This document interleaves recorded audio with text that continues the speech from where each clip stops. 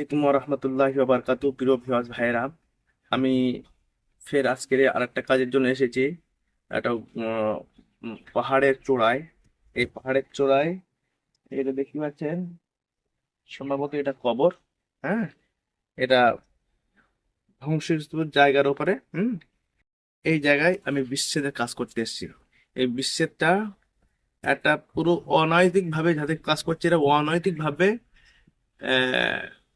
মেলামেশা করতে চায় এবং সম্পর্ক রাখতে চায়।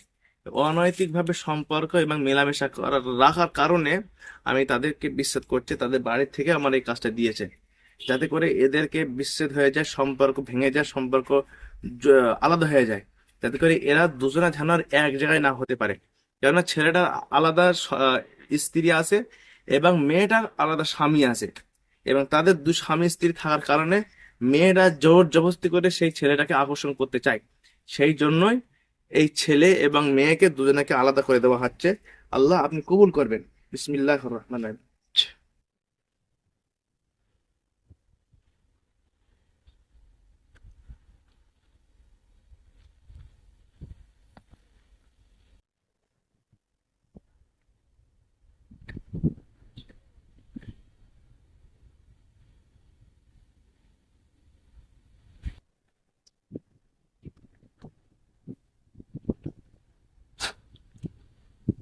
আল্লাহ পাকের অশেষ মেহেরবানি দয়ায় কাজটি সম্পূর্ণ করলাম।